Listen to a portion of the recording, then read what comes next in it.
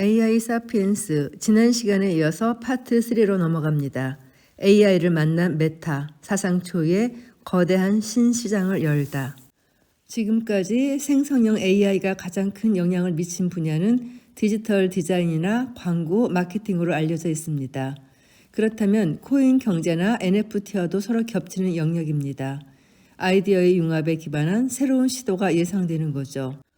또 그동안 실용성이 의문시되던 메타버스라는 세상에 효율성을 더해줄 수 있는 AI라는 훌륭한 도구가 생긴 겁니다. 당연히 이들을 융합해 새로운 비즈니스 모델을 만들려는 도전이 시작됩니다. 땅 위에 머물던 인류가 디지털 세상으로 이동하고 그 후에 다시 새로운 세상으로 나아가는 건 끊임없이 작동하는 진화의 본성이 만들어낸 자연스러운 현상입니다. 디지털 문명을 만든 세대는 그 다음 변화를 만드는 데 관심을 갖고 투자합니다. 이렇게 형성되고 있는 것이 바로 메타 세상입니다. 그리고 이 메타 세상을 이끌어가는 새로운 산업계가 메타 인더스트리입니다. 쉽게 말해 국경 없는 디지털 세상의 비즈니스 모델이라고 생각하시면 됩니다. 유튜브나 넷플릭스처럼요. 이제 디지털 세대들은 유튜브, 틱톡, S 등 SNS를 기반으로 자기들이 원하는 걸 골라봅니다. 이들에게는 언어적 장벽이나 국적이 중요하지 않습니다. 커뮤니티를 통해 형성된 평가와 댓글, 그리고 팬덤이 소비를 결정하는 중요 요소입니다. 이 변화를 가장 잘 보여주는 산업 분야가 바로 콘텐츠 산업입니다. 웹소설, 웹툰, 드라마가 형식을 초월해 소비되는 메타 세상이 열린 거죠. 최근에는 식품 산업으로도 확장되고 있습니다. 2023년 올곳이라는 구미의 한 식품 회사가 무려 250톤의 냉동 김밥을 만들어 북미로 수출했습니다. 그리고 이 김밥은 갑자기 품절 대란이 벌어지기 시작하죠. 메타 세상의 소비 생태를 들여다보면 그 이유가 보입니다. 출발은 2022년 히트를 기록한 드라마 이상한 변호사 우영우였습니다. 극중 우영우 변호사는 김밥집 딸입니다.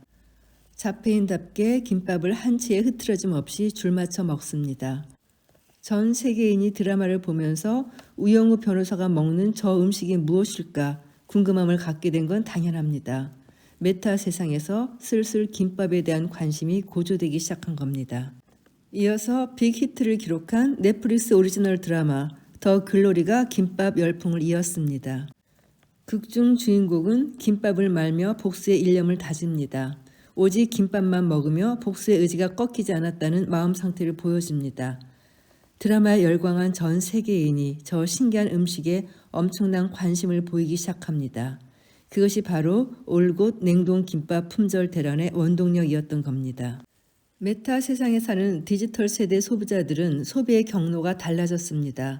자기들끼리 소통하고 자기들끼리 퍼뜨리고 자기들끼리 모여 소비합니다. 그런 소비 방식에 맞는 디지털 생태계도 이미 잘 갖춰져 있습니다. 국경을 넘어 문화적 경계도 넘어 초월적인 삶을 즐기는 인류가 이제 음식도 그렇게 드라마의 팬덤을 바탕으로 소비하기 시작했습니다. 유튜브를 보면 올곳 냉동 김밥에 대한 찬사가 쏟아집니다. 냉동 김밥을 만드는 과정을 보여준 유튜브 영상도 엄청난 조회수를 기록합니다. 실력이 있으면 TV로 광고하지 말고 소비자들이 직접 SNS에 올리게 하라. 일론 머스크의 전략이 그대로 성공한 겁니다. 김밥 사업을 한다면 당연히 분식집을 열고 동네 장사를 하는 걸로 알았는데 그 상식을 깨고 올곳은 세계 시장을 아우르는 식품 회사가 된 겁니다. 국경 없는 팬덤 시장. 이것이 메타 세상, 메타 인더스트리의 매력입니다. 김밥이 그 정도라면 다른 산업도 그 가능성이 무궁무진하다는 겁니다. 이 세상이 전부 하나의 세계관으로 연결되어 있다고 생각해 보세요. 누군가 김밥이 나오는 웹툰을 그리고 인기가 올라가자 누군가는 그 안에서 등장하는 김밥 먹는 방송을 합니다. 시키지도 않았는데 말이죠. 누군가는 그 현상을 보고 용기를 내어 냉동 김밥을 개발하고 누군가는 그걸 사줄 거라는 기대를 품고 엄청난 양을 수입해 슈퍼마켓에 깔아봅니다. 그리고 예상치 못한 대박을 만들었죠. 이 모든 신기한 현상이 다 하나의 시스템에서 작동하는데 하라고 시킨 사람도 없고 영업이나 광고를 하러 뛰어다니지도 않았습니다. 각자 알아서 움직였을 뿐입니다. 유명 만화가인 이현세 작가는 지금까지 무려 4,000편의 작품을 그렸다고 하는데요.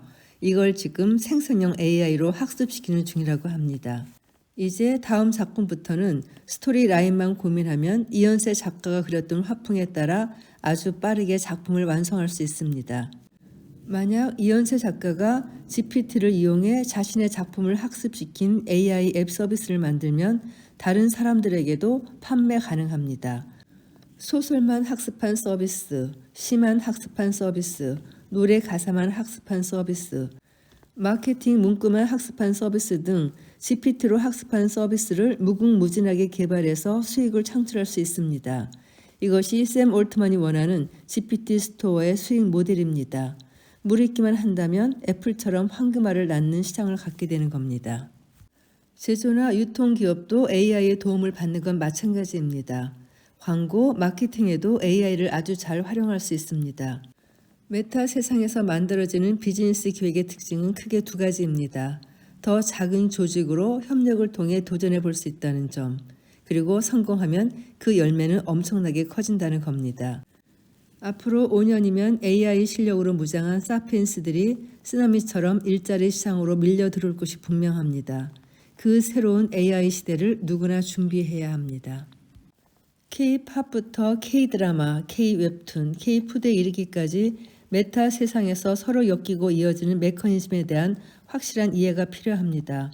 우영우, 더 글로리, 먹방 유튜버들의 생태계가 만들어낸 올곳 김밥의 성공 스토리를 어떻게 하면 화장품, 가전제품, 스마트폰, 자동차, 헬스케어 산업으로까지 번져 나가게 할 수 있을까요? 그것이 메타 인더스트리를 더 키워갈 우리의 숙제입니다. 한편 콘텐츠 산업보다 팬덤 경제가 더 강력하게 작동하는 시장이 바로 엔터테인먼트 산업입니다. 가장 역동적으로 진화를 보여주는 영역이기도 하죠. 이 엔터테인먼트 산업은 팬더스트리라고 불릴 만큼 팬덤이 성패를 좌우합니다. 음악의 소비는 유튜브를 타고 확산하고 강력한 팬덤은 다시 전문 유튜버들을 통해 증폭됩니다. 그리고 그것은 기존 산업을 크게 변화시킨 가장 강력한 힘이었습니다. 이 거대한 변화 속에 기회가 있습니다. 우리는 메타 세상을 아우르는 막강한 아티스트들을 많이 보유한 나라입니다. 팬덤 경제를 키우기에 상당히 유리한 조건이죠. 그런데 마땅한 전문 공연장도 없고 사업 기획력도 떨어집니다. 메타 인더스트리의 진화를 위한 국가적 투자가 부족하다는 거죠. 엄청난 일자리와 고부가가치 산업 전환이 가능하다는 것을 이미 미국 시장이 보여주고 있는데 많이 아쉬운 대목입니다. 이번에는 가장 빠르게 AI를 접목해 신사업을 개척하는 게임 업계를 살펴보죠. 사실 디지털 세계관을 형성한 주역은 게임 산업입니다. MZ세대는 국경도 언어 장벽도 없이 게임을 즐기고 디지털 공간의 커뮤니티가 자신들의 삶의 중심임을 각성한 사람들입니다. 이들은 유튜브, 넷플릭스, 배민, 쿠팡, 우버, 에어비앤비 등을 쓰는 것에 아무런 저항감이 없습니다. 게임하듯 즐기고 사용법을 모르면 유튜브로 검색하거나 커뮤니티에 질문을 올려 해결합니다. 이들이 모든 플랫폼의 성장을 이끌었다고 해도 과언이 아닌데 그 성공의 비결도 게임 세상과 매우 유사합니다. 재미있으면 성공, 재미없으면 실패. 그러고 보면 M세대를 넘어 G세대에게도 게임은 하나의 생활이자 문화입니다. 그들은 거기서 인간관계, 거래, 취미활동을 하면서 자신의 세계관을 구축해가는 겁니다.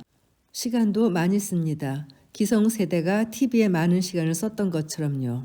게임은 새로운 모든 시도를 녹여 산업화하는 메타 인더스트리의 용광로입니다. 코인이든 NFT든 또 AI든 무엇이든 접목해서 사업화합니다.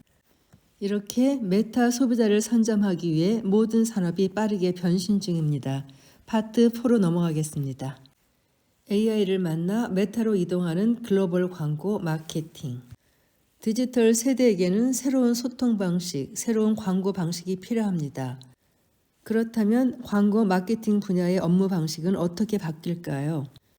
2021년 설립된 제스퍼는 마케팅 문구를 자동으로 생성해주는 AI 서비스 기업입니다. 오픈 AI의 언어 모델인 GPT-3를 바탕으로 AI 카피라이터 서비스를 제공합니다. 제품의 특징을 담은 문구를 집어넣고 프롬프트에 한 줄짜리 광고 카피를 만들어줘 라고 쓰기만 하면 수십 년치 광고 문구를 학습한 AI가 멋진 카피 200개를 1분 만에 만들어줍니다. 한 줄짜리 카피 정한 것을 바탕으로 5줄짜리 설명 자료를 만들어줘 라는 질문에 또 우수수 답을 쏟아냅니다. AI를 어떻게 활용하느냐가 스타트업의 성공 비결이 되고 있습니다. 오직 이런 서비스를 많이 써본 사람들만이 이해할 수 있는 새로운 업무 방식입니다. 예를 들어 다이어트에 치명적인 음식 5가지를 보여주는 1분짜리 동영상을 만들 거야. 대본을 써줘 라고 프롬프트에 입력하면 대본이 나옵니다. 이제 대본이 나왔으니 영상을 만들어야겠죠? 브루라는 서비스를 활용합니다. 심지어 공짜입니다. 만들어진 대본을 이 서비스에 입력하고 무료 이미지나 무료 비디오를 골라 영상 생성에 필요한 기본 자료로 설정합니다. 대본 녹음도 당연히 AI 몫입니다.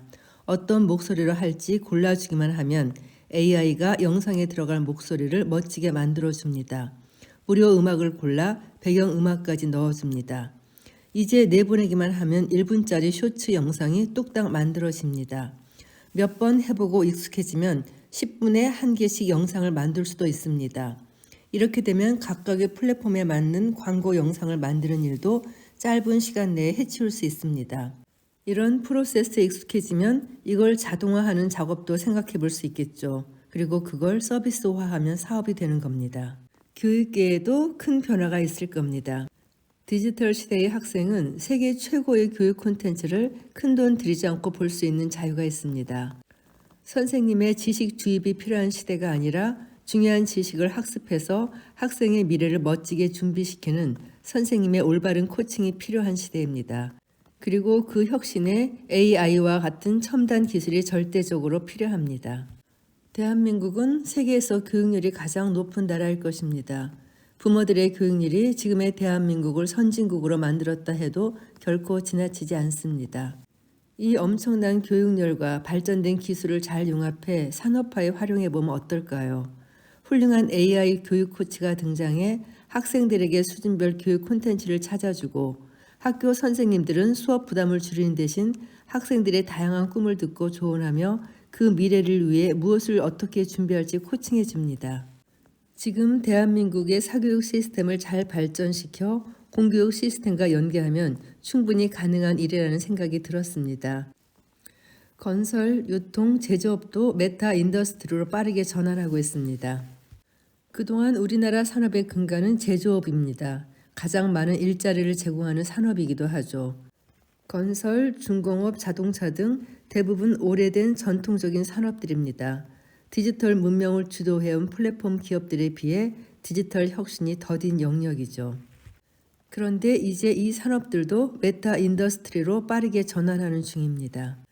지난 24년 1월 CES에서는 HD 현대의 정규선 부회장이 AI와 디지털, 로봇 등 첨단 기술이 더해진 HD 현대의 사이트를 소개하며 인류가 미래를 건설하는 근원적 방식을 변화시킬 것이라고 발표했습니다.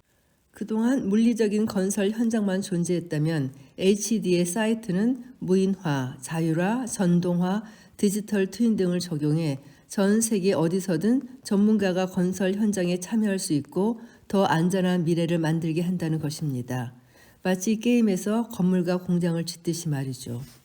현대자동차는 한술 더 떠 CES 2024에 참여해 아예 차량을 소프트웨어 중심차로 전환하고 자체 OS를 개발하고 있다고 발표했습니다. 하드웨어에 집중하던 자동차 기업들은 테슬라 등장 이후 너도나도 SDV, 소프트웨어 드라이븐 비클, 즉 소프트웨어 중심차로 전환하려 합니다. SDV가 되면 마치 스마트폰처럼 모든 기능을 소프트웨어로 제어하고 업데이트도 언제든지 클라우드에서 다운받아 실행할 수 있습니다.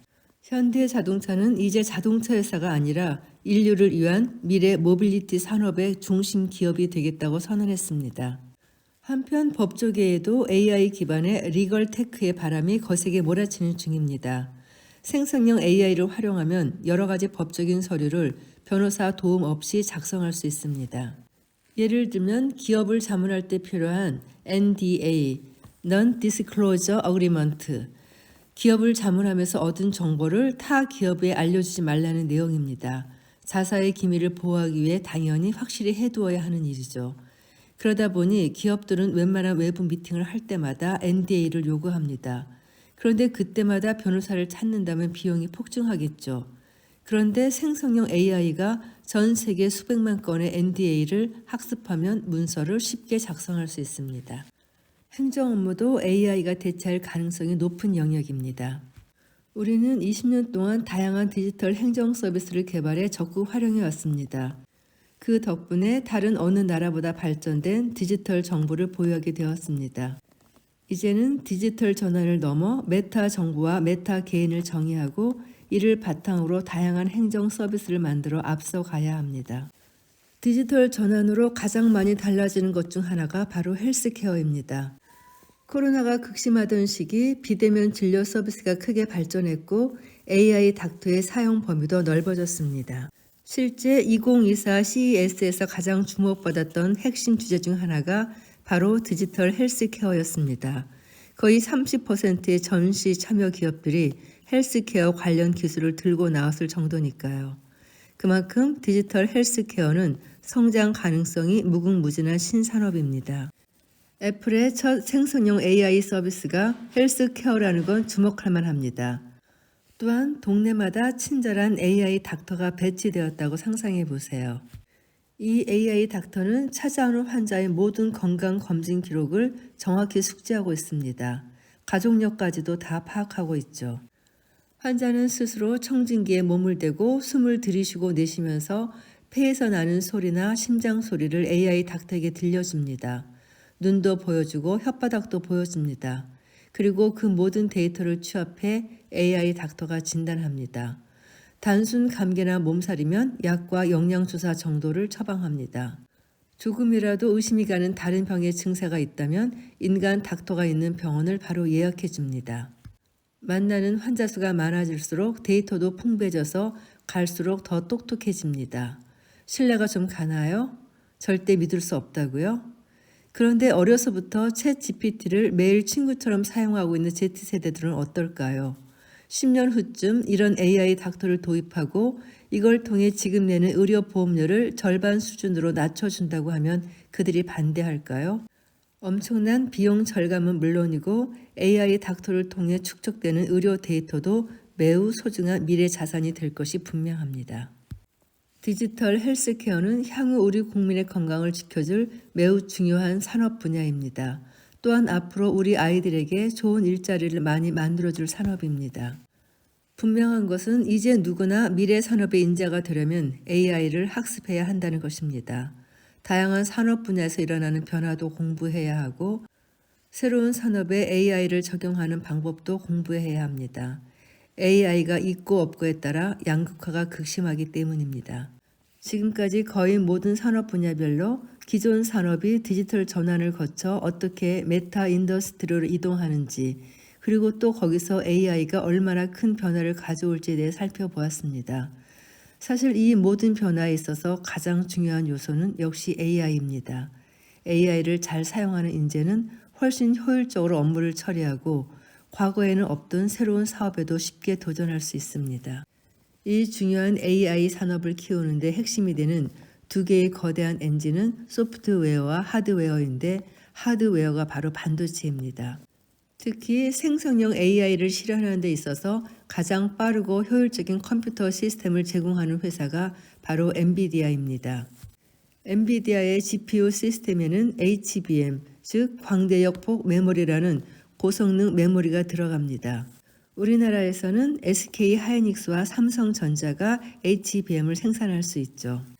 특히 삼성전자는 오픈 AI의 차세대 칩 생산을 맡으려고 안간힘을 쓰는 중입니다. 물론 TSMC가 앞서 있다지만 삼성이 성공하기만 한다면 그야말로 판이 바뀌는 순간이 올 수도 있습니다. 최근 가장 각광받는 AI 분야 중 하나가 바로 온 디바이스 AI입니다. 삼성 갤럭시 S24에 세계 최초로 탑재되어 많은 사람들로부터 주목받는 중입니다. 온 디바이스 AI는 소형 AI 전용 시스템을 스마트폰 또는 PC에 탑재해 외부 서버 연결 없이 바로 질문에 답할 수 있도록 만든 AI 시스템이라고 생각하면 됩니다. 인터넷이 없어도 사용할 수 있고 응답 속도도 당연히 매우 빠릅니다. 업계에서는 앞으로 온 디바이스 AI 시스템을 활용한 다양한 서비스들이 나올 것으로 기대합니다. 오픈 AI의 샘 올트먼이 GPT 스토어로 생태계를 구축하려는 중인데 삼성의 온 디바이스 AI도 가능성이 충분합니다.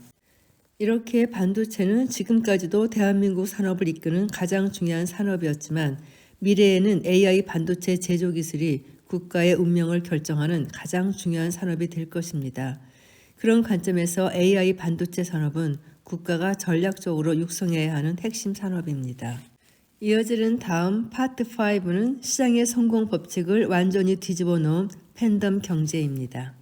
메타 세상에서는 소비자의 선택이 권력입니다. 이들은 커뮤니티를 통해 연대하고 강력한 팬덤을 만들어갑니다. 팬덤 경제는 소비자 반응에 따라 매출이 폭발적으로 오르락내리락 하는 게 특성입니다. 팬덤 경제의 대표 기업 중 하나는 테슬라죠.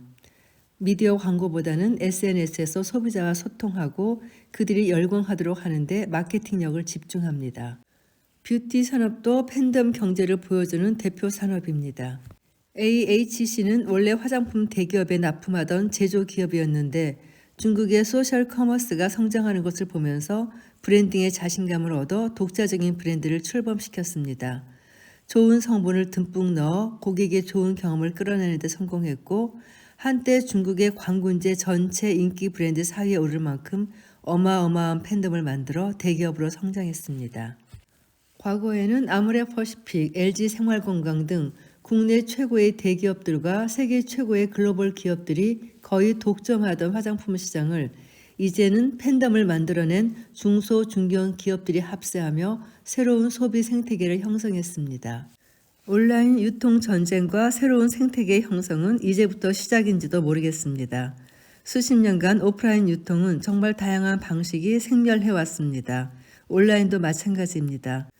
소위 알테시로 불리는 알리익스프레스, 테무, 쉬인은 유튜브, 인스타그램, 틱톡 등 미디어 플랫폼을 활용하며 미국 시장에서 엄청난 속도로 성장 중입니다. 광고는 미디어 플랫폼을 활용하고 소비자와 제조업체를 직접 연결하는 새로운 유통 방식을 만들어낸 겁니다. 그리고 중요한 것은 팬덤입니다. 도대체 팬덤은 어떻게 만들어질까요? 팬덤의 조건은 구독과 좋아요를 만드는 힘입니다.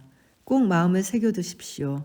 메타 세상의 성공 비결은 오직 구독과 좋아요입니다. 좋아요는 좋은 경험에서 일어나고 구독은 좋은 경험의 지속을 통해 유지됩니다. 이제 이 책의 마지막 파트 6.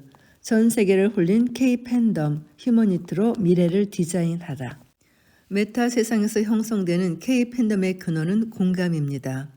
여러 번 강조했듯 디지털 문명의 권력은 구독과 좋아요인데 그걸 만들어내려면 우선 공감해야 합니다. 언어와 고유의 문자를 가진 한국인은 특이하게 인간의 감정에 대해 깊은 관심을 보이며 살아왔습니다. 인간 감정에 대한 깊은 관심은 우리의 본성이라 할 수 있습니다. 이것은 어느 나라도 갖지 못한 매우 소중한 자산입니다. 특히 디지털 세대, 소비자의 공감이 자산인 시대에는 더더욱 그렇습니다. 더욱 잘 키우고 소중히 가꿔야 합니다. 우리나라 드라마나 영화에 전 세계인이 공감한 것도 우리나라 아티스트들이 춤과 노래로 전 세계 팬덤을 만든 것도 수천 년 우리 역사에 아로새겨진 인간 감정에 대한 깊은 애정이 없었다면 불가능했을 일입니다. 이제 역사를 통해 쌓아온 보석 같은 인문학의 힘이 디지털 세상을 만나 만개하기 시작했습니다. 안타까운 것은 팬덤을 만드는 강력한 인문학의 힘이 제대로 대접받지 못하는 것이죠. 우리나라는 일반 대중의 도덕성이 높기로 아주 유명합니다. 전 세계에서 거의 유일하게 집 앞에 택배가 놓여 있어도 훔쳐가지 않는 나라입니다. 이런 행동은 오랜 역사의 산물입니다. 지갑이나 택배를 잃어버린 사람이 얼마나 애가 탈지에 대한 공감이 있어야 할 수 있는 행동입니다. 인간에 대한 배려는 한국인의 중요한 문화유산입니다. 그런 문화적 유산이 있기에 다양한 콘텐츠에 인류 보편의 공감 스토리를 잘 버무려 넣을 수 있었고 그것이 구독과 좋아요를 만들어 팬덤으로 형성된 것입니다. 그래서 한국 지성의 큰 산맥이었던 이어령 선생님은 돌아가시기 전 마지막 인터뷰를 통해 이 시대의 중요한 자산에 대해 다음과 같이 이야기를 남기셨습니다. 우리는 마르크스의 상품 경제 시대에서 멀리 왔어요. AI 시대엔 생산량이 이미 오버야. 물질이 자본이던 시대는 물 건너갔어요. 공감이 가장 큰 자본이지요. BTS를 보러 왜 서양인들이 텐트 치고 노숙하겠어요. 아름다운 소리를 쫓아온 거죠. 그게 물건 장사한 건가? 마음 장사한 거예요. 돈으로 살 수 없는 삶의 즐거움, 공감이 사람을 불러 모은 거지요. 디지털 시대에는 공감이 큰 자산입니다. 공감을 만드는 것은 여전히 인간에 대한 깊은 관심과 애정, 인문학의 힘입니다. 이제 권력을 쥔 메타 소비자는 기업의 ESG를 요구합니다. ESG는 환경, environment, 사회, social, 지배구조, governance의 약자로 2004년 UN 보고서에서 처음 사용된 단어인데 기업이라면 친환경 경영, 사회적 책임, 투명한 지배구조를 유지해야 한다는 뜻입니다. 이 ESG 경영의 대표적인 브랜드가 파타고니아죠. 이미 2011년 불필요한 소비는 환경에 해가 된다면서 우리 옷 사지 마세요라는 캠페인을 벌였고 글로벌한 의류 과소비에 대해 고발하는 프로그램도 지속적으로 운영하고 있습니다. 회사의 슬로건도 우리는 우리의 터전 지구를 구하기 위해 사업을 합니다라고 정하고 꼼꼼하게 실천합니다. 메타 소비자들이 진심으로 원하는 것을 보여주는 브랜드죠. 환경을 생각해서 물건 사는 것을 줄이라고 캠페인을 하고 비싸더라도 지구 환경, 사회적 책임을 다하는 물건 제조 방식에 집착하는 그럼에도 파타고니아의 매출은 2023년에만 2조 원을 훌쩍 넘었고 이제 브랜드 가치는 세계 1, 2위를 다투는 중입니다. 창업자 이본 시나드가 쓴 파타고니아, 파도가 칠 때는 서핑을 이란 책도 있는데요. 너무 좋아요. 꼭 한번 읽어보기를 추천드립니다. 자본주의 기업의 꽃은 매출이고 목표는 이익의 극대화입니다. 그런데 이렇게 이익보다는 지구를 지키겠다는 기업에게 사람들은 왜 가치를 몰아주고 지속 가능성이 높다고 평가할까요? 문명의 기준이 변화했음을 가장 극명하게 보여주는 것이 바로 ESG 경영입니다. 기업뿐만 아닙니다. 고위공직자든 스포츠 스타든 연예인이든 불법적인 일은 물론이고 갑질, 학교폭력 등 비도덕적 행동을 하면 그 자리를 지킬 수 없는 시대입니다. 사회가 수용할 수 있는 도덕적 기준은 디지털 시대를 맞아 더욱 높아졌습니다. 자본과 레거시가 독점하던 권력이 일반 대중에게로 넘어가면서 사회는 더 강력한 도덕성을 요구하게 되었고 그 잣대는 기업에도 동일하게 적용됩니다. 그러면 앞으로 10년을 어떻게 준비할까? 사실 이 두꺼운 책은 이 질문에 대답하기 위해 쓰여졌다고 볼 수 있습니다. 하루 30분 PT하듯 공부합시다. 유튜브에는 이 시대의 변화를 배울 수 있는 콘텐츠가 가득합니다. 알고리즘이 여러분의 생각을 지배하게 만들지 말고 여러분이 직접 검색해서 공부하는 시간을 하루에 딱 30분만 가져보세요. 챗 GPT가 나왔다고 하면 들어가서 직접 해보는 겁니다. 어떻게 하는 건지 시작부터 잘 모르겠다고요? 유튜브를 확인해 보면 바로 답이 나옵니다. 챗 GPT 사용법이라고 치면 초보부터 고수까지 수백 개도 넘는 영상이 올라옵니다. 쉬운 것부터 차례로 보면서 따라하면 됩니다. 최근에는 동영상 만들어주는 소라라는 서비스도 뜨고 있습니다. 소라가 만들어내는 영상을 보면 소름이 끼칠 정도입니다.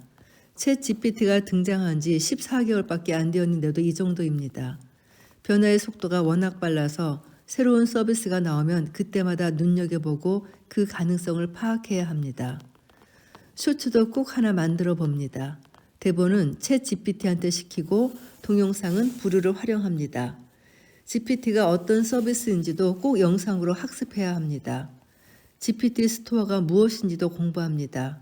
GPT 사용법을 검색하면 또 주르륵 동영상 리스트가 올라옵니다. 개념부터 활용법까지 쭉 한번 둘러봅니다. 특히 내가 팀의 리더라면 더더욱 잘 알고 있어야 합니다. 그래야 회사 내에서 GTP를 사용할 수 있는지 파악할 수 있습니다. 챗 GPT로 영어 공부도 꼭 검색해 보세요. 챗 GPT로 영어 학습을 하는 것도 AI를 이해하는 데 큰 도움이 됩니다.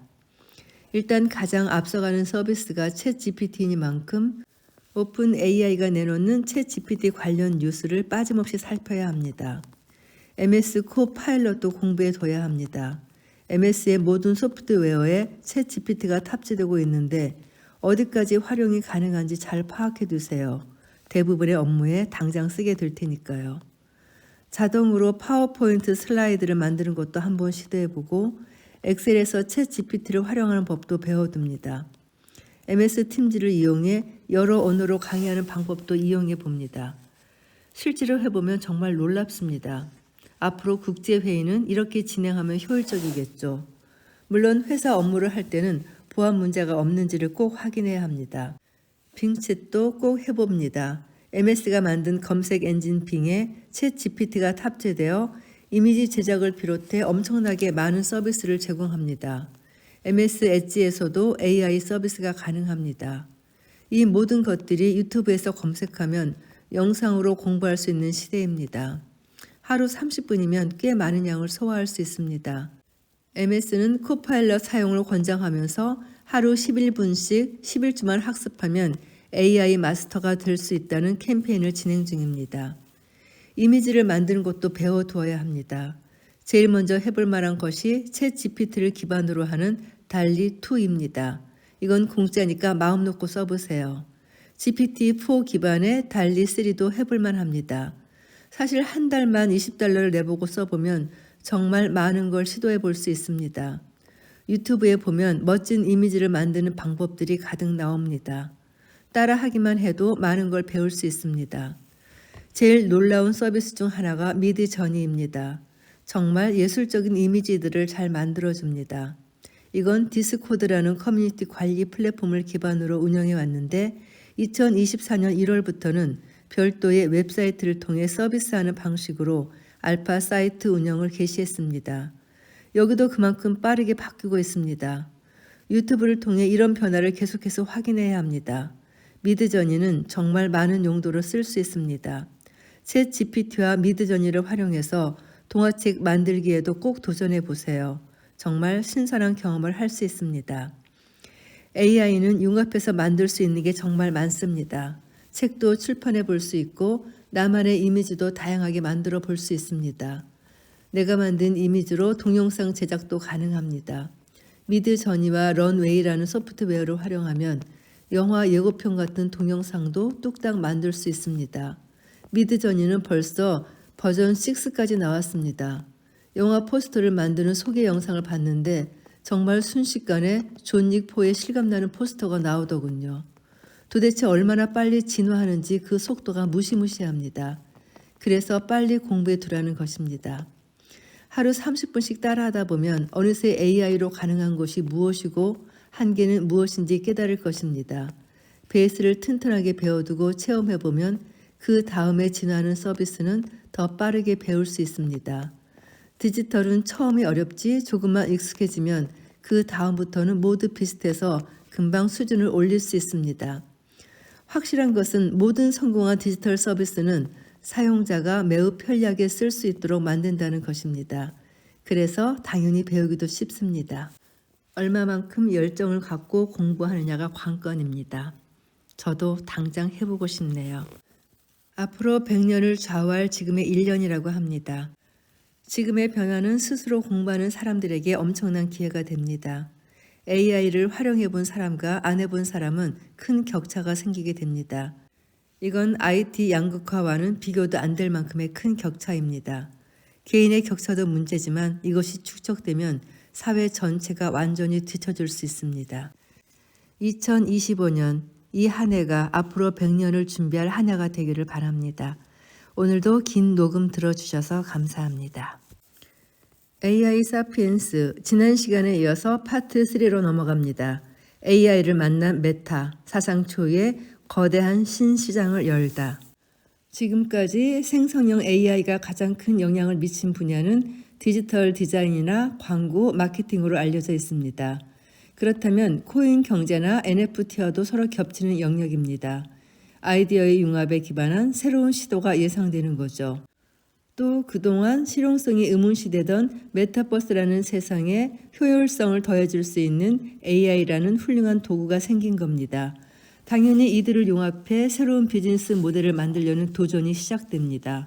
땅 위에 머물던 인류가 디지털 세상으로 이동하고 그 후에 다시 새로운 세상으로 나아가는 건 끊임없이 작동하는 진화의 본성이 만들어낸 자연스러운 현상입니다.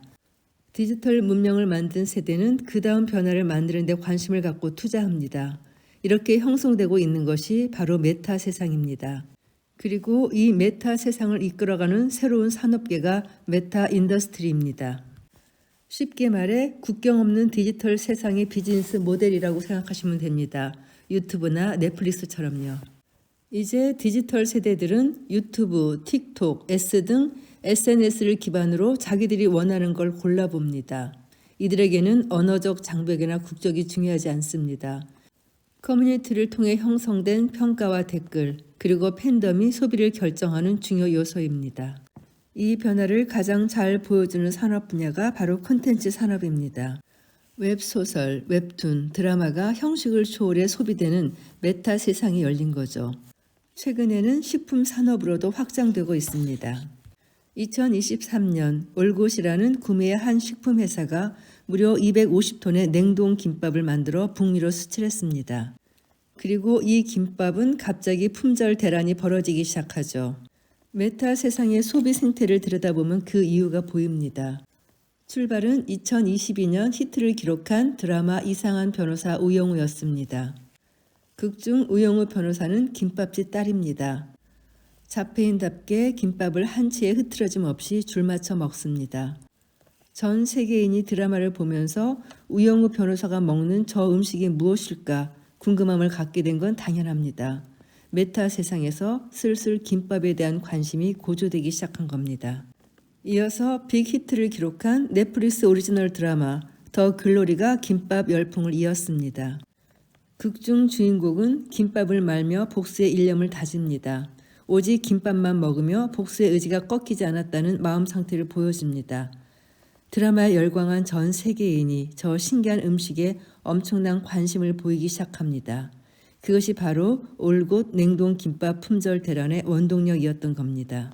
메타 세상에 사는 디지털 세대 소비자들은 소비의 경로가 달라졌습니다. 자기들끼리 소통하고 자기들끼리 퍼뜨리고 자기들끼리 모여 소비합니다. 그런 소비 방식에 맞는 디지털 생태계도 이미 잘 갖춰져 있습니다. 국경을 넘어 문화적 경계도 넘어 초월적인 삶을 즐기는 인류가 이제 음식도 그렇게 드라마의 팬덤을 바탕으로 소비하기 시작했습니다.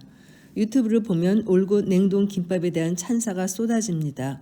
냉동 김밥을 만드는 과정을 보여준 유튜브 영상도 엄청난 조회수를 기록합니다. 실력이 있으면 TV로 광고하지 말고 소비자들이 직접 SNS에 올리게 하라. 일론 머스크의 전략이 그대로 성공한 겁니다.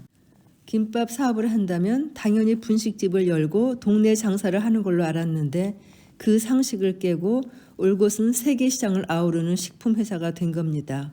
국경 없는 팬덤 시장, 이것이 메타 세상, 메타 인더스트리의 매력입니다. 김밥이 그 정도라면 다른 산업도 그 가능성이 무궁무진하다는 겁니다. 이 세상이 전부 하나의 세계관으로 연결되어 있다고 생각해 보세요. 누군가 김밥이 나오는 웹툰을 그리고 인기가 올라가자 누군가는 그 안에서 등장하는 김밥 먹는 방송을 합니다. 시키지도 않았는데 말이죠. 누군가는 그 현상을 보고 용기를 내어 냉동 김밥을 개발하고 누군가는 그걸 사줄 거라는 기대를 품고 엄청난 양을 수입해 슈퍼마켓에 깔아봅니다. 그리고 예상치 못한 대박을 만들었죠. 이 모든 신기한 현상이 다 하나의 시스템에서 작동하는데 하라고 시킨 사람도 없고 영업이나 광고를 하러 뛰어다니지도 않았습니다. 각자 알아서 움직였을 뿐입니다. 유명 만화가인 이연세 작가는 지금까지 무려 4,000편의 작품을 그렸다고 하는데요.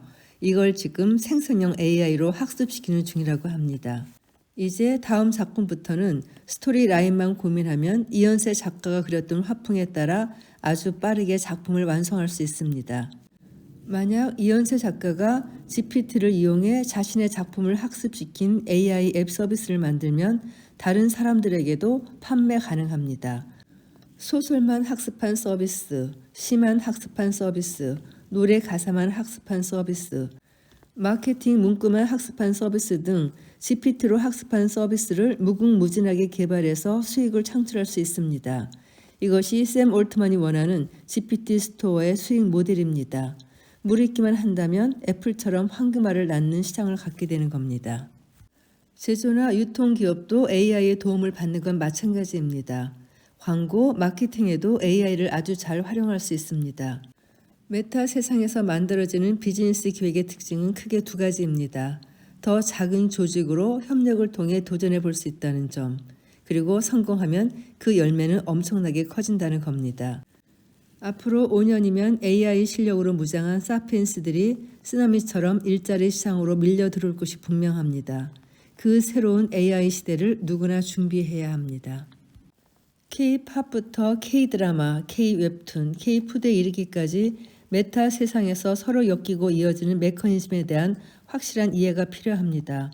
우영우, 더 글로리, 먹방 유튜버들의 생태계가 만들어낸 올곳 김밥의 성공 스토리를 어떻게 하면 화장품, 가전제품, 스마트폰, 자동차, 헬스케어 산업으로까지 번져 나가게 할 수 있을까요?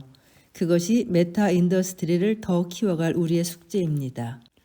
한편 콘텐츠 산업보다 팬덤 경제가 더 강력하게 작동하는 시장이 바로 엔터테인먼트 산업입니다. 가장 역동적으로 진화를 보여주는 영역이기도 하죠. 이 엔터테인먼트 산업은 팬더스트리라고 불릴 만큼 팬덤이 성패를 좌우합니다. 음악의 소비는 유튜브를 타고 확산하고 강력한 팬덤은 다시 전문 유튜버들을 통해 증폭됩니다. 그리고 그것은 기존 산업을 크게 변화시킨 가장 강력한 힘이었습니다. 이 거대한 변화 속에 기회가 있습니다. 우리는 메타 세상을 아우르는 막강한 아티스트들을 많이 보유한 나라입니다. 팬덤 경제를 키우기에 상당히 유리한 조건이죠. 그런데 마땅한 전문 공연장도 없고 사업 기획력도 떨어집니다. 메타 인더스트리의 진화를 위한 국가적 투자가 부족하다는 거죠. 엄청난 일자리와 고부가가치 산업 전환이 가능하다는 것을 이미 미국 시장이 보여주고 있는데 많이 아쉬운 대목입니다. 이번에는 가장 빠르게 AI를 접목해 신사업을 개척하는 게임 업계를 살펴보죠. 사실 디지털 세계관을 형성한 주역은 게임 산업입니다. MZ세대는 국경도 언어 장벽도 없이 게임을 즐기고 디지털 공간의 커뮤니티가 자신들의 삶의 중심임을 각성한 사람들입니다. 이들은 유튜브, 넷플릭스, 배민, 쿠팡, 우버, 에어비앤비 등을 쓰는 것에 아무런 저항감이 없습니다. 게임하듯 즐기고 사용법을 모르면 유튜브로 검색하거나 커뮤니티에 질문을 올려 해결합니다. 이들이 모든 플랫폼의 성장을 이끌었다고 해도 과언이 아닌데 그 성공의 비결도 게임 세상과 매우 유사합니다. 재미있으면 성공, 재미없으면 실패. 그러고 보면 M세대를 넘어 G세대에게도 게임은 하나의 생활이자 문화입니다. 그들은 거기서 인간관계, 거래, 취미활동을 하면서 자신의 세계관을 구축해가는 겁니다. 시간도 많이 씁니다. 기성세대가 TV에 많은 시간을 썼던 것처럼요. 게임은 새로운 모든 시도를 녹여 산업화하는 메타 인더스트리의 용광로입니다. 코인이든 NFT든 또 AI든 무엇이든 접목해서 사업화합니다. 이렇게 메타 소비자를 선점하기 위해 모든 산업이 빠르게 변신 중입니다. 파트 4로 넘어가겠습니다. AI를 만나 메타로 이동하는 글로벌 광고 마케팅. 디지털 세대에게는 새로운 소통 방식, 새로운 광고 방식이 필요합니다. 그렇다면 광고 마케팅 분야의 업무 방식은 어떻게 바뀔까요? 2021년 설립된 제스퍼는 마케팅 문구를 자동으로 생성해주는 AI 서비스 기업입니다. 오픈 AI의 언어 모델인 GPT-3를 바탕으로 AI 카피라이터 서비스를 제공합니다. 제품의 특징을 담은 문구를 집어넣고 프롬프트에 한 줄짜리 광고 카피를 만들어줘 라고 쓰기만 하면 수십 년치 광고 문구를 학습한 AI가 멋진 카피 200개를 1분 만에 만들어줍니다. 한 줄짜리 카피 정한 것을 바탕으로 5줄짜리 설명 자료를 만들어줘 라는 질문에 또 우수수 답을 쏟아냅니다. AI를 어떻게 활용하느냐가 스타트업의 성공 비결이 되고 있습니다. 오직 이런 서비스를 많이 써본 사람들만이 이해할 수 있는 새로운 업무 방식입니다. 예를 들어 다이어트에 치명적인 음식 5가지를 보여주는 1분짜리 동영상을 만들 거야. 대본을 써줘. 라고 프롬프트에 입력하면 대본이 나옵니다. 이제 대본이 나왔으니 영상을 만들어야겠죠? 브루라는 서비스를 활용합니다. 심지어 공짜입니다. 만들어진 대본을 이 서비스에 입력하고 무료 이미지나 무료 비디오를 골라 영상 생성에 필요한 기본 자료로 설정합니다. 대본 녹음도 당연히 AI 몫입니다. 어떤 목소리로 할지 골라주기만 하면 AI가 영상에 들어갈 목소리를 멋지게 만들어줍니다. 무료 음악을 골라 배경음악까지 넣어줍니다. 이제 내보내기만 하면 1분짜리 쇼츠 영상이 뚝딱 만들어집니다. 몇 번 해보고 익숙해지면 10분에 1개씩 영상을 만들 수도 있습니다. 이렇게 되면 각각의 플랫폼에 맞는 광고 영상을 만드는 일도 짧은 시간 내에 해치울 수 있습니다.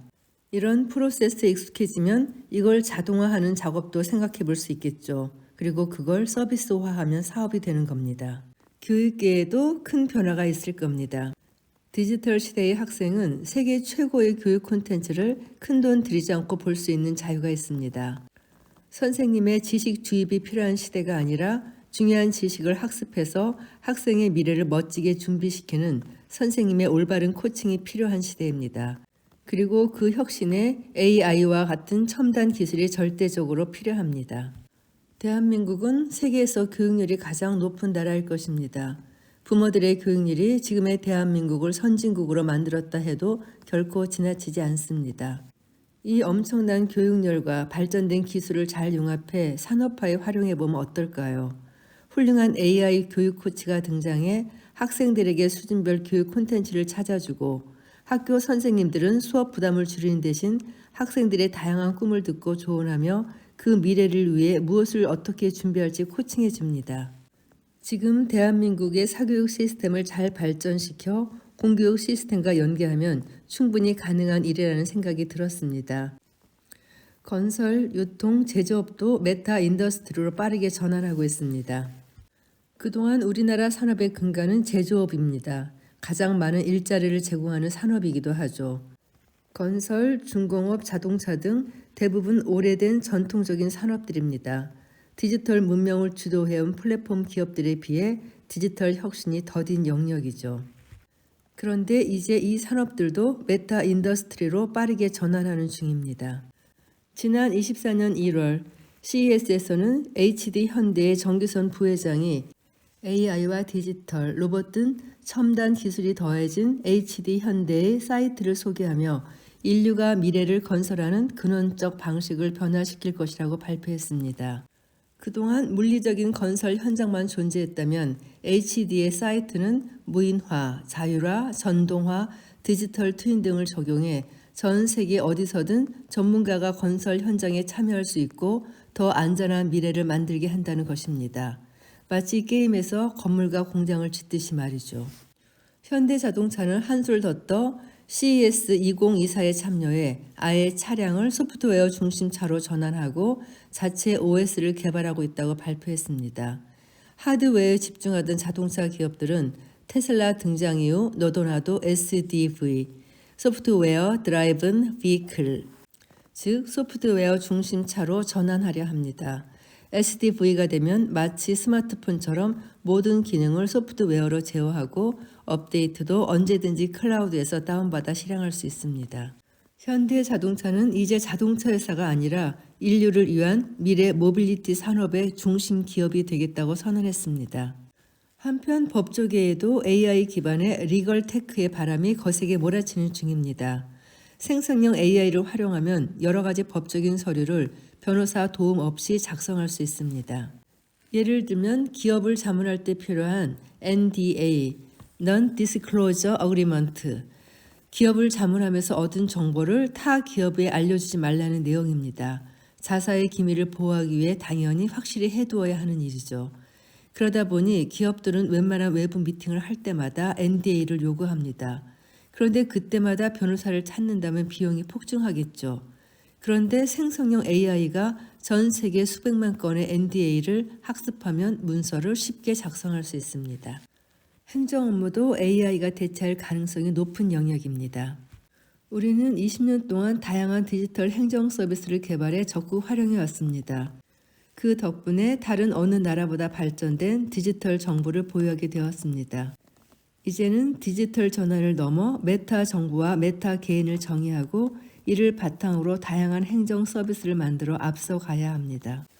디지털 전환으로 가장 많이 달라지는 것 중 하나가 바로 헬스케어입니다. 코로나가 극심하던 시기 비대면 진료 서비스가 크게 발전했고 AI 닥터의 사용 범위도 넓어졌습니다. 실제 2024 CES에서 가장 주목받았던 핵심 주제 중 하나가 바로 디지털 헬스케어였습니다. 거의 30%의 전시 참여 기업들이 헬스케어 관련 기술을 들고 나왔을 정도니까요. 그만큼 디지털 헬스케어는 성장 가능성이 무궁무진한 신산업입니다. 애플의 첫 생성형 AI 서비스가 헬스케어라는 건 주목할 만합니다. 또한 동네마다 친절한 AI 닥터가 배치되었다고 상상해 보세요. 이 AI 닥터는 찾아오는 환자의 모든 건강 검진 기록을 정확히 숙지하고 있습니다. 가족력까지도 다 파악하고 있죠. 환자는 스스로 청진기에 몸을 대고 숨을 들이쉬고 내쉬면서 폐에서 나는 소리나 심장 소리를 AI 닥터에게 들려줍니다. 눈도 보여주고 혓바닥도 보여줍니다. 그리고 그 모든 데이터를 취합해 AI 닥터가 진단합니다. 단순 감기나 몸살이면 약과 영양주사 정도를 처방합니다. 조금이라도 의심이 가는 다른 병의 증세가 있다면 인간 닥터가 있는 병원을 바로 예약해 줍니다. 만나는 환자 수가 많아질수록 데이터도 풍부해져서 갈수록 더 똑똑해집니다. 신뢰가 좀 가나요? 절대 믿을 수 없다고요? 그런데 어려서부터 챗 GPT를 매일 친구처럼 사용하고 있는 Z세대들은 어떨까요? 10년 후쯤 이런 AI 닥터를 도입하고 이걸 통해 지금 내는 의료보험료를 절반 수준으로 낮춰준다고 하면 그들이 반대할까요? 엄청난 비용 절감은 물론이고 AI 닥터를 통해 축적되는 의료 데이터도 매우 소중한 미래 자산이 될 것이 분명합니다. 디지털 헬스케어는 향후 우리 국민의 건강을 지켜줄 매우 중요한 산업 분야입니다. 또한 앞으로 우리 아이들에게 좋은 일자리를 많이 만들어줄 산업입니다. 분명한 것은 이제 누구나 미래 산업의 인재가 되려면 AI를 학습해야 한다는 것입니다. 다양한 산업 분야에서 일어나는 변화도 공부해야 하고 새로운 산업에 AI를 적용하는 방법도 공부해야 합니다. AI가 있고 없고에 따라 양극화가 극심하기 때문입니다. 지금까지 거의 모든 산업 분야별로 기존 산업이 디지털 전환을 거쳐 어떻게 메타 인더스트리로 이동하는지 그리고 또 거기서 AI가 얼마나 큰 변화를 가져올지에 대해 살펴보았습니다. 사실 이 모든 변화에 있어서 가장 중요한 요소는 역시 AI입니다. AI를 잘 사용하는 인재는 훨씬 효율적으로 업무를 처리하고 과거에는 없던 새로운 사업에도 쉽게 도전할 수 있습니다. 이 중요한 AI 산업을 키우는 데 핵심이 되는 두 개의 거대한 엔진은 소프트웨어와 하드웨어인데 하드웨어가 바로 반도체입니다.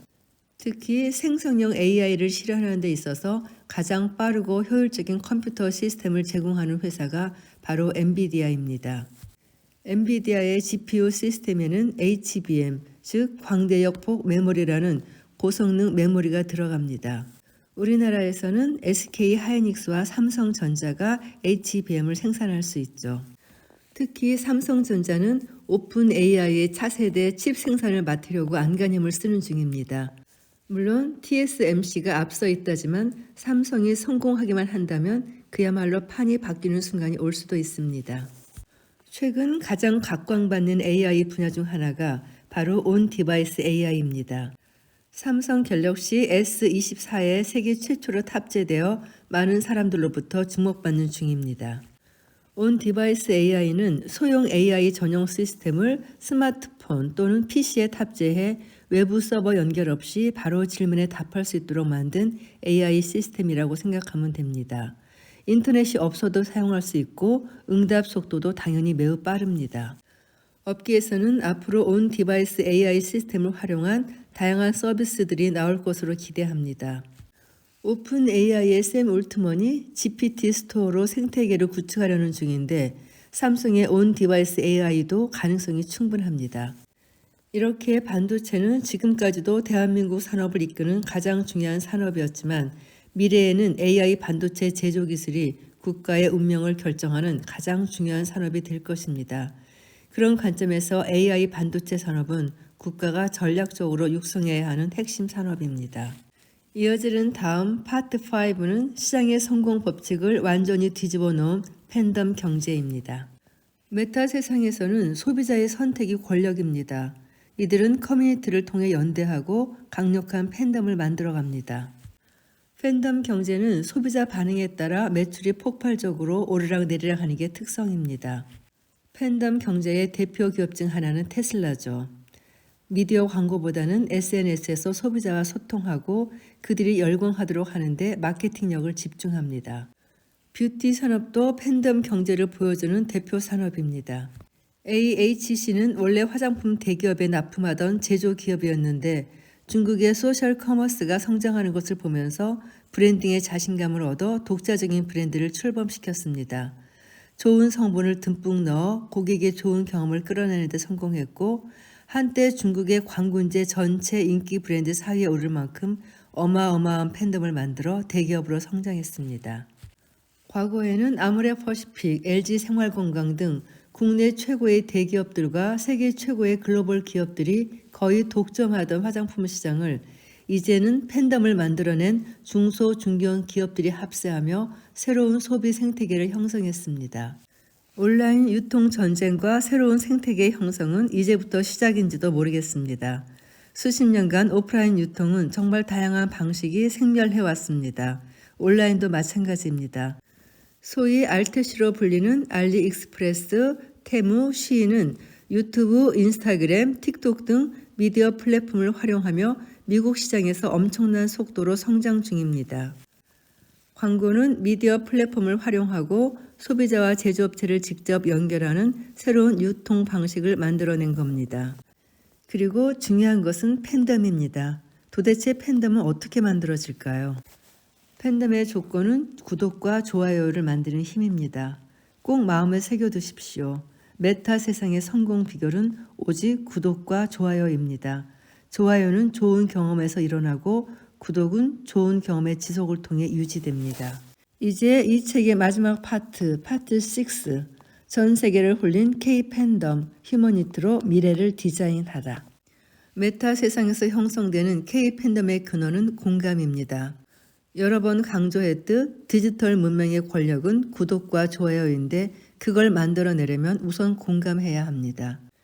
언어와 고유의 문자를 가진 한국인은 특이하게 인간의 감정에 대해 깊은 관심을 보이며 살아왔습니다. 인간 감정에 대한 깊은 관심은 우리의 본성이라 할 수 있습니다. 이것은 어느 나라도 갖지 못한 매우 소중한 자산입니다. 특히 디지털 세대, 소비자의 공감이 자산인 시대에는 더더욱 그렇습니다. 더욱 잘 키우고 소중히 가꿔야 합니다. 우리나라 드라마나 영화에 전 세계인이 공감한 것도 우리나라 아티스트들이 춤과 노래로 전 세계 팬덤을 만든 것도 수천 년 우리 역사에 아로새겨진 인간 감정에 대한 깊은 애정이 없었다면 불가능했을 일입니다. 이제 역사를 통해 쌓아온 보석 같은 인문학의 힘이 디지털 세상을 만나 만개하기 시작했습니다. 안타까운 것은 팬덤을 만드는 강력한 인문학의 힘이 제대로 대접받지 못하는 것이죠. 우리나라는 일반 대중의 도덕성이 높기로 아주 유명합니다. 전 세계에서 거의 유일하게 집 앞에 택배가 놓여 있어도 훔쳐가지 않는 나라입니다. 이런 행동은 오랜 역사의 산물입니다. 지갑이나 택배를 잃어버린 사람이 얼마나 애가 탈지에 대한 공감이 있어야 할 수 있는 행동입니다. 인간에 대한 배려는 한국인의 중요한 문화유산입니다. 그런 문화적 유산이 있기에 다양한 콘텐츠에 인류 보편의 공감 스토리를 잘 버무려 넣을 수 있었고 그것이 구독과 좋아요를 만들어 팬덤으로 형성된 것입니다. 그래서 한국 지성의 큰 산맥이었던 이어령 선생님은 돌아가시기 전 마지막 인터뷰를 통해 이 시대의 중요한 자산에 대해 다음과 같이 이야기를 남기셨습니다.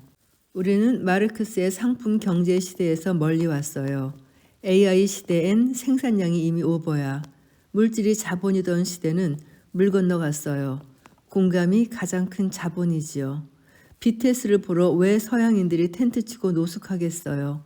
아름다운 소리를 쫓아온 거죠. 그게 물건 장사한 건가? 마음 장사한 거예요. 돈으로 살 수 없는 삶의 즐거움, 공감이 사람을 불러 모은 거지요. 디지털 시대에는 공감이 큰 자산입니다. 공감을 만드는 것은 여전히 인간에 대한 깊은 관심과 애정, 인문학의 힘입니다. 이제 권력을 쥔 메타 소비자는 기업의 ESG를 요구합니다. ESG는 환경, environment, 사회, social, 지배구조, governance의 약자로 2004년 UN 보고서에서 처음 사용된 단어인데 기업이라면 친환경 경영, 사회적 책임, 투명한 지배구조를 유지해야 한다는 뜻입니다. 이 ESG 경영의 대표적인 브랜드가 파타고니아죠. 이미 2011년 불필요한 소비는 환경에 해가 된다면서 우리 옷 사지 마세요라는 캠페인을 벌였고 글로벌한 의류 과소비에 대해 고발하는 프로그램도 지속적으로 운영하고 있습니다. 회사의 슬로건도 우리는 우리의 터전 지구를 구하기 위해 사업을 합니다라고 정하고 꼼꼼하게 실천합니다. 메타 소비자들이 진심으로 원하는 것을 보여주는 브랜드죠. 환경을 생각해서 물건 사는 것을 줄이라고 캠페인을 하고 비싸더라도 지구 환경, 사회적 책임을 다하는 물건 제조 방식에 집착하는 그럼에도 파타고니아의 매출은 2023년에만 2조 원을 훌쩍 넘었고 이제 브랜드 가치는 세계 1, 2위를 다투는 중입니다. 창업자 이본 시나드가 쓴 파타고니아, 파도가 칠 때는 서핑을 이란 책도 있는데요. 너무 좋아요. 꼭 한번 읽어보기를 추천드립니다. 자본주의 기업의 꽃은 매출이고 목표는 이익의 극대화입니다. 그런데 이렇게 이익보다는 지구를 지키겠다는 기업에게 사람들은 왜 가치를 몰아주고 지속 가능성이 높다고 평가할까요? 문명의 기준이 변화했음을 가장 극명하게 보여주는 것이 바로 ESG 경영입니다. 기업뿐만 아닙니다. 고위공직자든 스포츠 스타든 연예인이든 불법적인 일은 물론이고 갑질, 학교폭력 등 비도덕적 행동을 하면 그 자리를 지킬 수 없는 시대입니다. 사회가 수용할 수 있는 도덕적 기준은 디지털 시대를 맞아 더욱 높아졌습니다. 자본가 레거시가 독점하던 권력이 일반 대중에게로 넘어가면서 사회는 더 강력한 도덕성을 요구하게 되었고 그 잣대는 기업에도 동일하게 적용됩니다. 그러면 앞으로 10년을 어떻게 준비할까? 사실 이 두꺼운 책은 이 질문에 대답하기 위해 쓰여졌다고 볼 수 있습니다. 하루 30분 PT하듯 공부합시다. 유튜브에는 이 시대의 변화를 배울 수 있는 콘텐츠가 가득합니다. 알고리즘이 여러분의 생각을 지배하게 만들지 말고 여러분이 직접 검색해서 공부하는 시간을 하루에 딱 30분만 가져보세요. 챗 GPT가 나왔다고 하면 들어가서 직접 해보는 겁니다. 어떻게 하는 건지 시작부터 잘 모르겠다고요? 유튜브를 확인해 보면 바로 답이 나옵니다. 챗 GPT 사용법이라고 치면 초보부터 고수까지 수백 개도 넘는 영상이 올라옵니다. 쉬운 것부터 차례로 보면서 따라하면 됩니다. 최근에는 동영상 만들어주는 소라라는 서비스도 뜨고 있습니다. 소라가 만들어내는 영상을 보면 소름이 끼칠 정도입니다. 챗 GPT가 등장한 지 14개월밖에 안 되었는데도 이 정도입니다. 변화의 속도가 워낙 빨라서 새로운 서비스가 나오면 그때마다 눈여겨보고 그 가능성을 파악해야 합니다. 쇼츠도 꼭 하나 만들어 봅니다. 대본은 챗 GPT한테 시키고 동영상은 부르를 활용합니다. GPT가 어떤 서비스인지도 꼭 영상으로 학습해야 합니다. GPT 스토어가 무엇인지도 공부합니다. GPT 사용법을 검색하면 또 주르륵 동영상 리스트가 올라옵니다. 개념부터 활용법까지 쭉 한번 둘러봅니다. 특히 내가 팀의 리더라면 더더욱 잘 알고 있어야 합니다. 그래야 회사 내에서 GTP를 사용할 수 있는지 파악할 수 있습니다. 챗 GPT로 영어 공부도 꼭 검색해 보세요. 챗 GPT로 영어 학습을 하는 것도 AI를 이해하는 데 큰 도움이 됩니다. 일단 가장 앞서가는 서비스가 챗 GPT이니만큼 오픈 AI가 내놓는 챗 GPT 관련 뉴스를 빠짐없이 살펴야 합니다. MS 코파일럿도 공부해 둬야 합니다. MS의 모든 소프트웨어에 챗 GPT가 탑재되고 있는데 어디까지 활용이 가능한지 잘 파악해 두세요. 대부분의 업무에 당장 쓰게 될 테니까요. 자동으로 파워포인트 슬라이드를 만드는 것도 한번 시도해보고 엑셀에서 챗 GPT를 활용하는 법도 배워둡니다. MS 팀즈를 이용해 여러 언어로 강의하는 방법도 이용해 봅니다. 실제로 해보면 정말 놀랍습니다. 앞으로 국제회의는 이렇게 진행하면 효율적이겠죠. 물론 회사 업무를 할 때는 보안 문제가 없는지를 꼭 확인해야 합니다. 빙챗도 꼭 해봅니다. MS가 만든 검색 엔진 빙에 챗 GPT가 탑재되어 이미지 제작을 비롯해 엄청나게 많은 서비스를 제공합니다. MS 엣지에서도 AI 서비스가 가능합니다. 이 모든 것들이 유튜브에서 검색하면 영상으로 공부할 수 있는 시대입니다. 하루 30분이면 꽤 많은 양을 소화할 수 있습니다. MS는 코파일럿 사용을 권장하면서 하루 11분씩 11주만 학습하면 AI 마스터가 될 수 있다는 캠페인을 진행 중입니다. 이미지를 만드는 것도 배워두어야 합니다. 제일 먼저 해볼 만한 것이 챗 GPT를 기반으로 하는 달리2입니다. 이건 공짜니까 마음 놓고 써보세요. GPT-4 기반의 달리3도 해볼 만합니다. 사실 한 달만 $20를 내보고 써보면 정말 많은 걸 시도해 볼 수 있습니다. 유튜브에 보면 멋진 이미지를 만드는 방법들이 가득 나옵니다. 따라하기만 해도 많은 걸 배울 수 있습니다. 제일 놀라운 서비스 중 하나가 미드저니입니다. 정말 예술적인 이미지들을 잘 만들어줍니다. 이건 디스코드라는 커뮤니티 관리 플랫폼을 기반으로 운영해 왔는데 2024년 1월부터는 별도의 웹사이트를 통해 서비스하는 방식으로 알파 사이트 운영을 개시했습니다. 여기도 그만큼 빠르게 바뀌고 있습니다. 유튜브를 통해 이런 변화를 계속해서 확인해야 합니다. 미드저니는 정말 많은 용도로 쓸 수 있습니다. 챗 GPT와 미드저니를 활용해서 동화책 만들기에도 꼭 도전해 보세요. 정말 신선한 경험을 할 수 있습니다. AI는 융합해서 만들 수 있는 게 정말 많습니다. 책도 출판해 볼 수 있고 나만의 이미지도 다양하게 만들어 볼 수 있습니다. 내가 만든 이미지로 동영상 제작도 가능합니다. 미드저니와 런웨이라는 소프트웨어를 활용하면 영화 예고편 같은 동영상도 뚝딱 만들 수 있습니다. 미드저니는 벌써 버전 6까지 나왔습니다.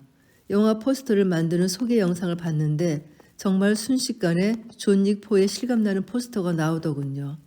도대체 얼마나 빨리 진화하는지 그 속도가 무시무시합니다. 그래서 빨리 공부해 두라는 것입니다. 하루 30분씩 따라하다 보면 어느새 AI로 가능한 것이 무엇이고 한계는 무엇인지 깨달을 것입니다. 베이스를 튼튼하게 배워두고 체험해보면 그 다음에 진화하는 서비스는 더 빠르게 배울 수 있습니다. 디지털은 처음이 어렵지 조금만 익숙해지면 그 다음부터는 모두 비슷해서 금방 수준을 올릴 수 있습니다. 확실한 것은 모든 성공한 디지털 서비스는 사용자가 매우 편리하게 쓸 수 있도록 만든다는 것입니다. 그래서 당연히 배우기도 쉽습니다. 얼마만큼 열정을 갖고 공부하느냐가 관건입니다. 저도 당장 해보고 싶네요. 앞으로 100년을 좌우할 지금의 1년이라고 합니다. 지금의 변화는 스스로 공부하는 사람들에게 엄청난 기회가 됩니다. AI를 활용해 본 사람과 안 해본 사람은 큰 격차가 생기게 됩니다. 이건 IT 양극화와는 비교도 안 될 만큼의 큰 격차입니다. 개인의 격차도 문제지만 이것이 축적되면 사회 전체가 완전히 뒤처질 수 있습니다.